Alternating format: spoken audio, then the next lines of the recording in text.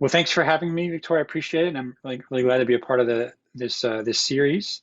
My name is Andy Jones. I'm a faculty member in the School of Public Health here at University of Michigan. I'm in the Department of Nutritional Sciences, and my research is focused a lot on the intersections of food systems and climate change and food systems and healthy diets. So I wanted to talk a little bit today about some of those intersections, kind of built around the idea of sustainable diets. And sustainable diets really are sort of a broad idea. They're protective of and respectful of biodiversity and ecosystems, culturally acceptable, accessible, economically fair and affordable, nutritionally adequate, safe and healthy, all while optimizing natural and human resources. So it really encompasses a lot of ground.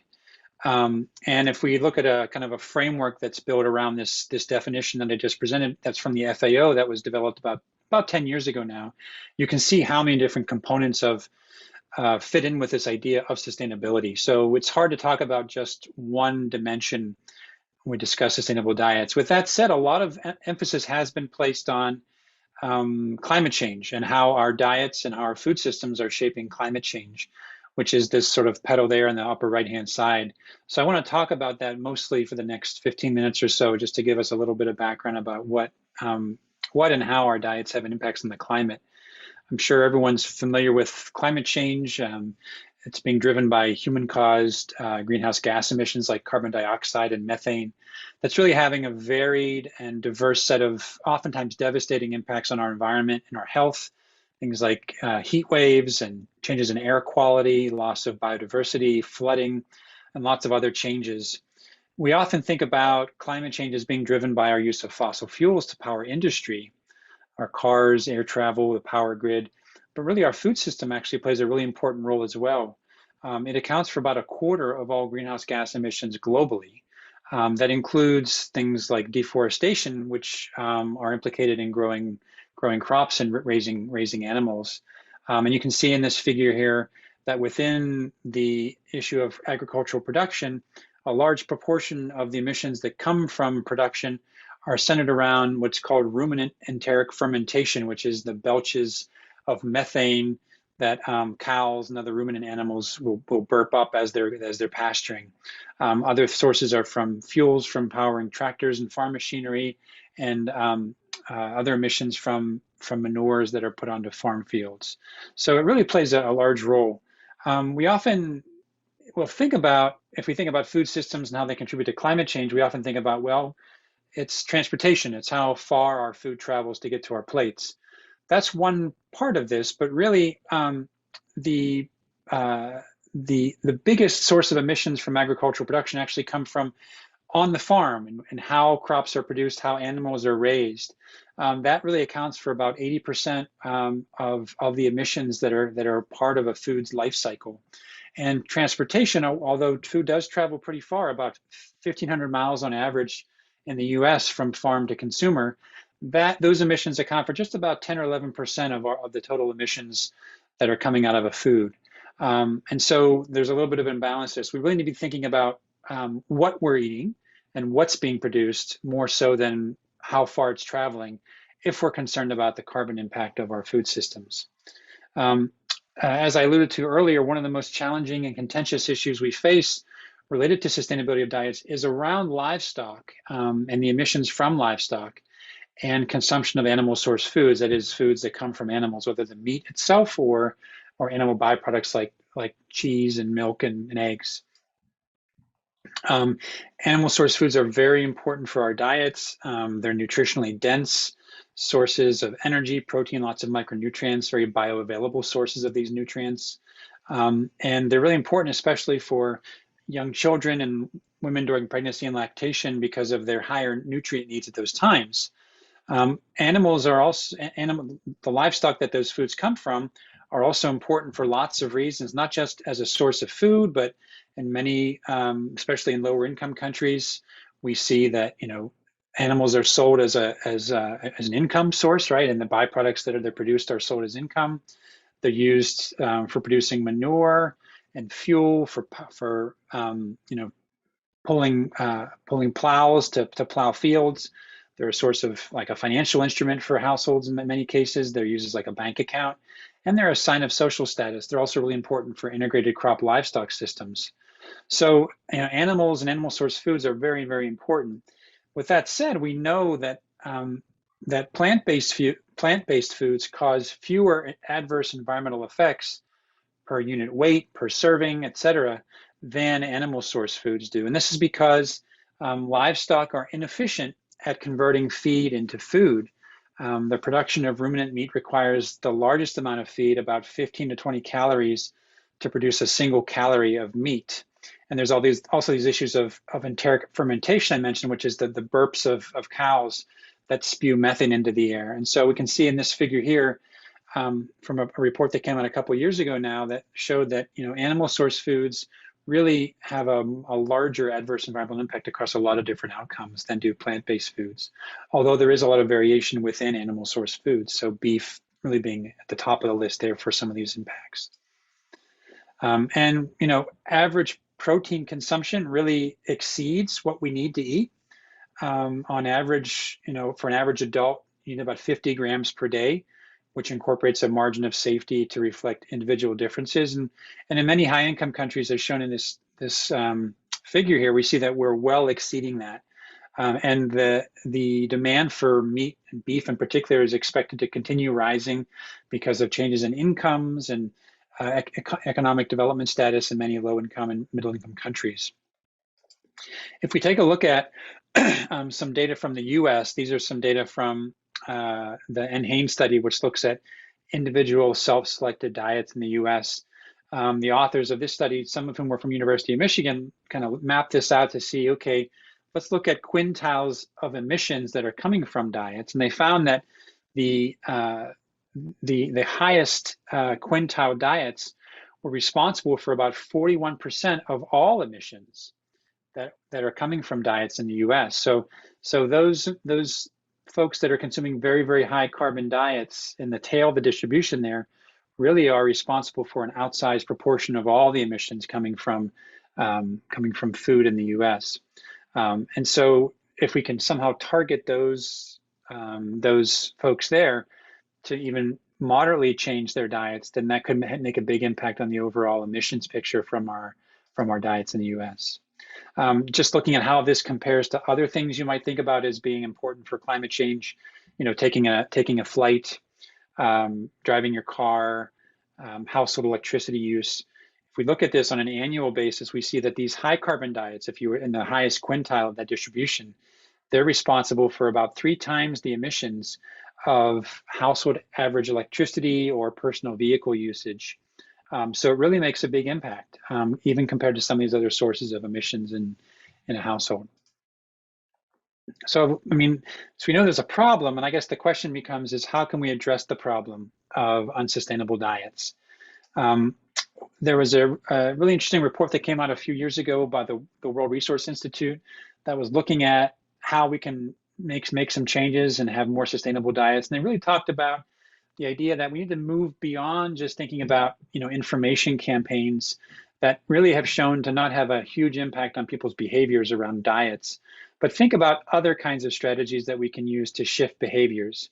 And they have this thing called the shift wheel, which is, I think, an interesting metric or a tool, I should say, heuristic we can use for thinking about different strategies, whether it be around, minimizing disruption, trying to find ways of offering consumers the same kinds of foods, but in a kind of different way. So thinking about like the Beyond Burger or the Impossible Burger that tries to mimic the qualities of a beef burger, but is based on plant-based ingredients. It has all the same textures. It does taste different for some people, but it's trying to mimic to the extent possible what a beef burger offers a consumer, or trying to sell some other kind of benefit, whether it be trying to rename a food, to focus on its taste attributes rather than its health benefits. We find that trying to focus on health benefits of a food can actually backfire and can make folks actually maybe less likely to consume it if they see if it's vegan or perceived as healthy. It might be seen as less enjoyable or less tasty in some way. So trying to rename items to focus on their taste attributes. So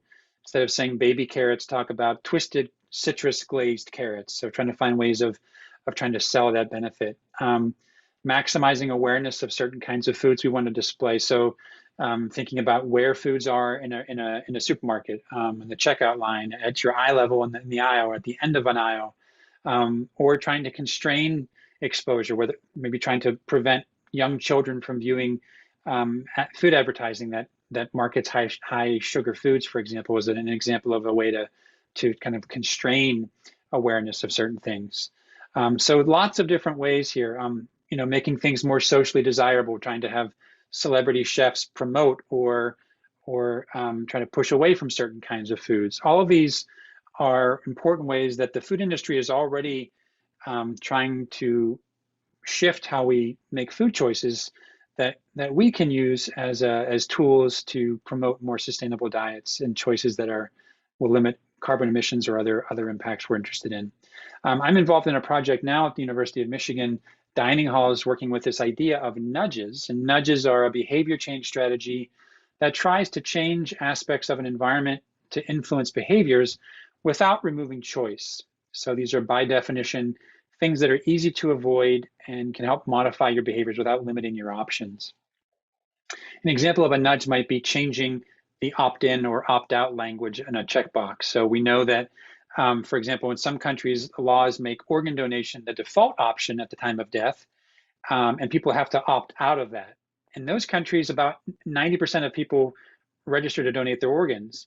In countries like the US, where you have to opt in to donate your organs, about 15% of people register to donate their organs. So just changing slightly, whether you opt in or opt out can really have a big impact on behaviors. Front of package labeling for foods has shown to have some impact. So using like a traffic light style label, this is an example from the UK, a voluntary scheme to actually advertise the calorie or fat or sugar content of foods has been shown to influence behaviors as well.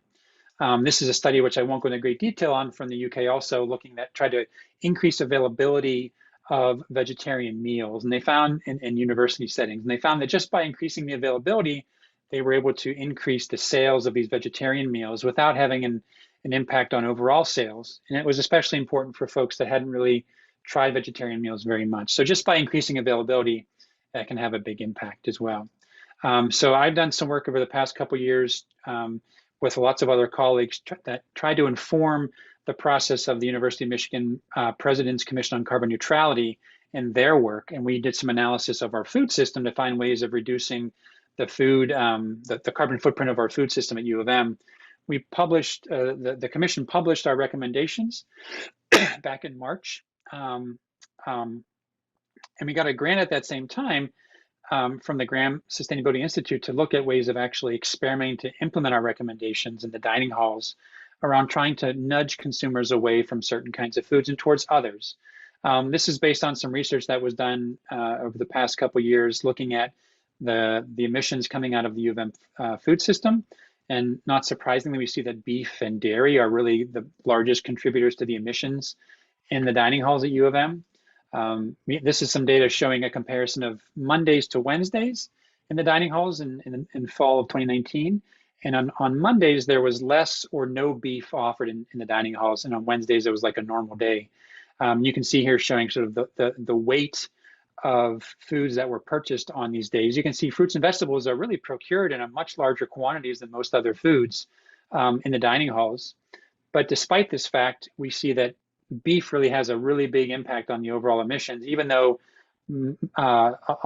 many fewer kilograms of beef are procured at the dining halls. And you can see on this diagram here that when beef was not offered on Mondays or offered in lower quantities, there was a much lower emissions footprint on those days, in large part because of the beef. So the question we're asking in the study that I mentioned we got this grant for is, what are the effects of different nudge interventions to encourage lower carbon food choices at U of M dining halls? And we'll be experimenting over the next couple semesters with a number of different interventions to nudge consumers towards these lower carbon options. And so importantly, I think it's important to note that when we looked at some substitution scenarios in our data, we found that you could substitute out beef for pork, or substitute out beef for chicken or fish or plant-based proteins. And you might think that depending on what you substitute in for beef, it might make a big impact. Well, it does make some of an impact, but really what's more important is how much beef do you remove from the picture? And that was by far the more important consideration. Is it 25%? Is it a 50% reduction in beef? Is it removing all of the beef from the menu? And it really mattered more how much you took out than what the substitute was. So this indicates that you don't have to become a vegetarian to make a big impact on carbon emissions from your diet. You can still, have meat in your diet, whether it be chicken or fish. You can even consume beef, just maybe not as much. And it's an important message, because sometimes the message comes across that we all need to become vegan to solve this problem. And that's not really the case. You can still have big impacts just by making some relatively small changes to your diet. So I thought I'd end with just thinking a little bit about, for those who are in attendance, what shifts have you made in your diet in the past, and what factors influence those shifts? I think we can learn a lot about effective strategies by thinking about our own lives in terms of what context or situations or circumstances or factors actually led to dietary change in your own life. I'm always curious to hear people's stories about that. So I will end there, but I'll put that question forward to you for anybody that might want to offer some thoughts.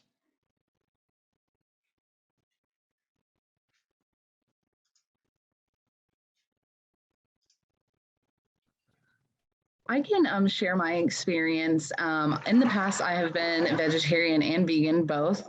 I am not currently, but it was more of a health and culture, I guess cultural-ish decision to become vegan and vegetarian and really lower my red meat intake. That was a very important aspect of that.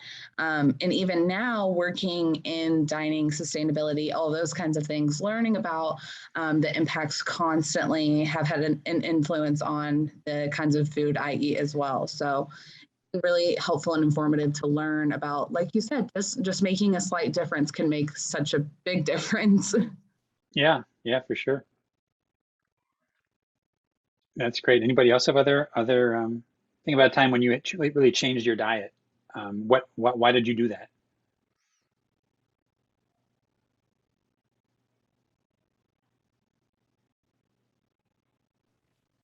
Hi, so I'll share. I know it was a long time ago. It's probably been like 15 years since I originally decided to stop eating meat, and I've come back and forth, vegan, vegetarian, etc. Throughout the years. But actually, the thing that caused me to change my diet in the first place, and I have mixed feelings about it now, but it was a lot of like the campaign kind of stuff around PETA and with like animal rights and things like that.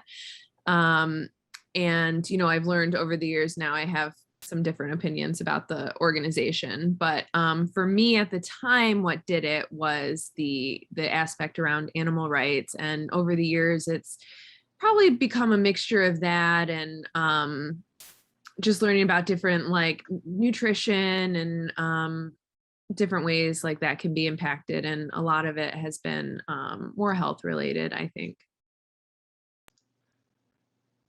Yeah, thank you for sharing. That's great. Yeah, we also find there are seasons in our life too, right? When we can be particularly influenced at certain times by certain factors. I know for the incoming freshmen, for example, that come into University of Michigan or any university and start eating in a dining hall, that's really a particularly important period because they're making lots of changes in their lives. And if you can establish new norms at that time, that can have long-term impacts. So that's something that we've considered as well in our own work.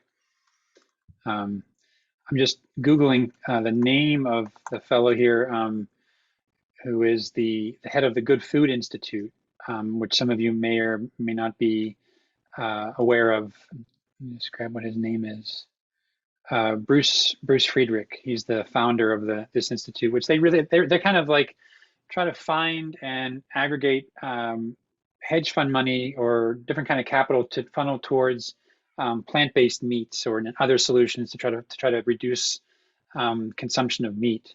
And I know he was for a long time he was a big activist, animal rights and animal welfare activist, and he was one of the guys that would like throw red paint, on people walking down the red carpet with their animal furs on them. And he quickly, not quickly, but over the years became frustrated with that approach. And he decided to say, okay, well, if people aren't going to stop killing animals or eating the animals, let's find a way to give them what they want. They want to taste this animal meat. So he helped to kind of bring about a lot of the funding that has gone into things like the Beyond Burger and Impossible Foods, and they're really following the idea of cultivated meat, or clean meat as it's called, which is meat that is manufactured. And that it actually is animal meat. It's the cells of animals, but it's cultivated in a laboratory from around some kind of scaffold using bioreactors to grow cells in a certain medium. And so, yeah, so it's an interesting evolution. There's lots of ways that people come to it. And I think it's important that, given the scale of the climate change issues we're dealing with, that we kind of use an all of the above kind of approach to trying to find ways of making change. I certainly think that pushing people towards very strict, all-inclusive diets is probably going to be a non-starter for a lot of folks. So trying to work around the varied dietary patterns that we have around the world to make an impact is going to be really important. So I think that's where that shift wheel I mentioned comes into play, where there's lots of different strategies there to think about that might be effective for different people at different times in different contexts. Thank you, sir.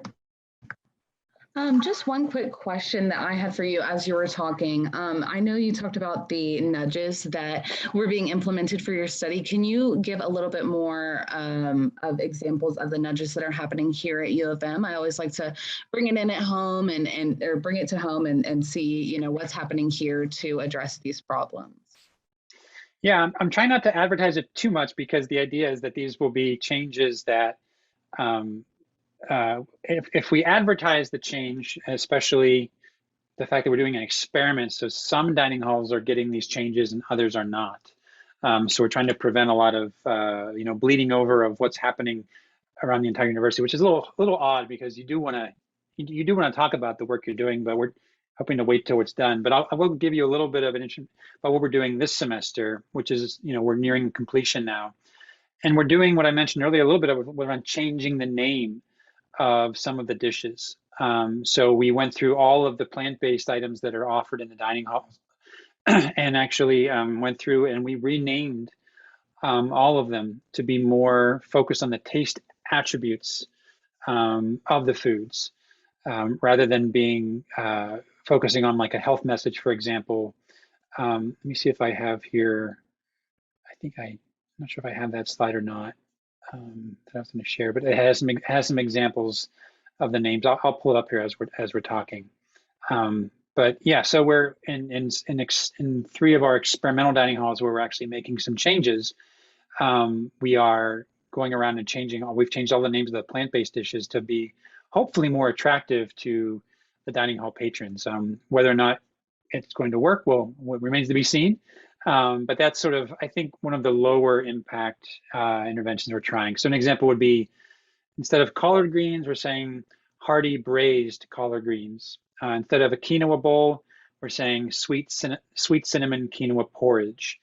So making some changes like that, which are relatively small, but as some studies have shown out of Stanford, for example, they can make a big difference in terms of people's dietary choices. So we'll also be experimenting probably next year with some interventions around changing default menu options, like I mentioned, like the opt-in, opt-out kind of thing with the organ donation.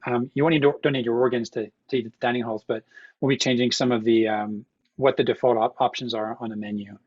So things like that. Awesome. Thank you for sharing that with me. And I will open the floor up to see if anyone else has any questions.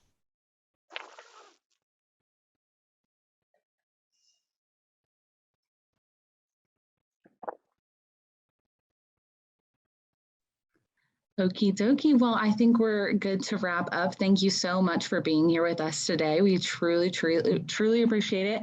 I learned a lot and I hope you all did too.